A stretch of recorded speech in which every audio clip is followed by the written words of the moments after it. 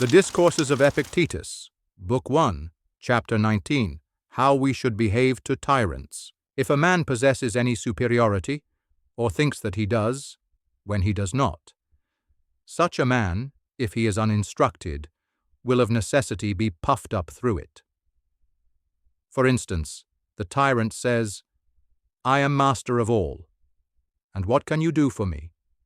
Can you give me desire which shall have no hindrance? How can you? Have you the infallible power of avoiding what you would avoid? Have you the power of moving toward an object without error? And how do you possess this power? Come. When you are in a ship, do you trust to yourself or to the helmsman? And when you are in a chariot, to whom do you trust but to the driver? And how is it in all other arts? Just the same. In what then lies your power? All men pay respect to me. Well, I also pay respect to my platter, and I wash it and wipe it. And for the sake of my oil flask I drive a peg into the wall. Well then, are these things superior to me? No, but they supply some of my wants, and for this reason I take care of them. Well, do I not attend to my ass? Do I not wash his feet? Do I not clean him? Do you not know that every man has regard to himself, and to you just the same as he has regard to his ass? For who has regard to you as a man? Show me. Who wishes to become like you? Who imitates you as he imitates Socrates? But I can cut off your head. You say right. I had forgotten that I must have regard to you, as I would to a fever and the bile, and raise an altar to you as there is at Rome an altar to fever. What is it then that disturbs and terrifies the multitude? Is it the tyrant and his guards? I hope that it is not so. It is not possible that what is by nature free can be disturbed by anything else, or hindered by any other thing than by itself. But it is a man's own opinions which disturb him. For when the tyrant says to a man, "I will chain your leg," he who values his leg says, "Do not, have pity." But he who values his own will says, "If it appears more advantageous to you, chain it." Do you not care? I do not care. I will show you that I am master. You cannot do that. Zeus has set me free. Do you think that he intended to allow his own son to be enslaved? But you are master of my carcass. Take it. So when you approach me, you have no regard to me. No, but I have regard to myself.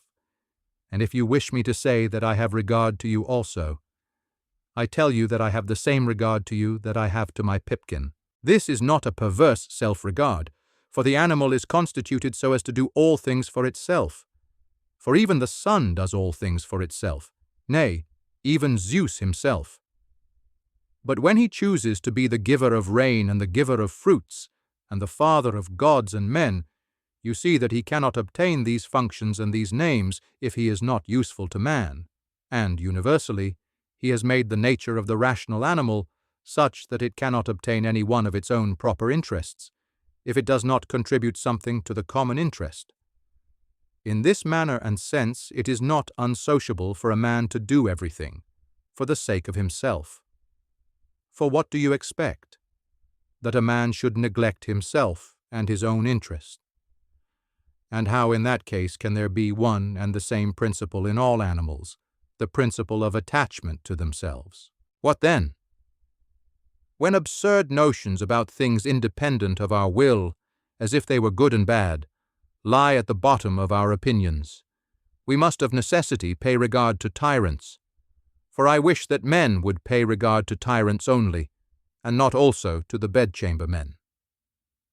How is it that the man becomes all at once wise when Caesar has made him superintendent of the close stool?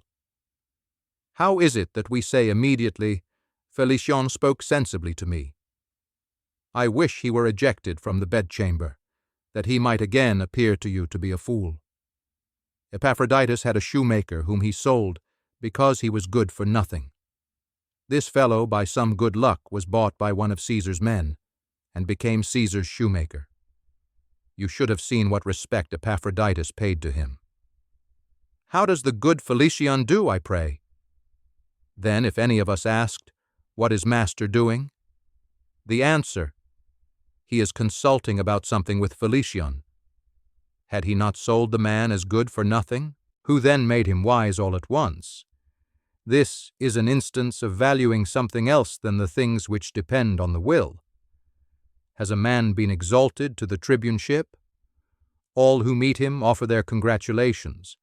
One kisses his eyes, another the neck, and the slaves kiss his hands.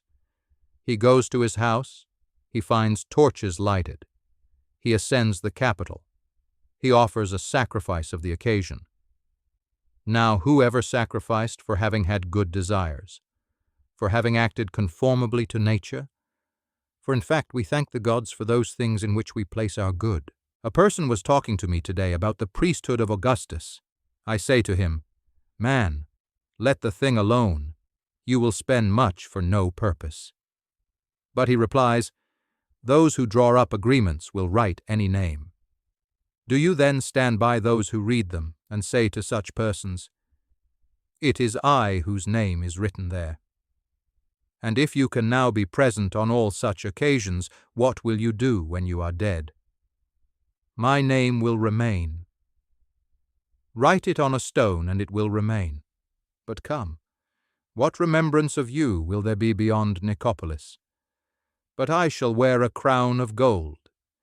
If you desire a crown at all, take a crown of roses and put it on, for it will be more elegant in appearance. In Discourses, Book 1, Chapter 19, Epictetus argues that tyrants have no true power, only the illusion of it. They may threaten the body, but they cannot touch the will unless we hand it over. We enslave ourselves when we believe externals, titles, reputation, wealth, are real goods. True mastery belongs only to those who value reason and live in accord with nature.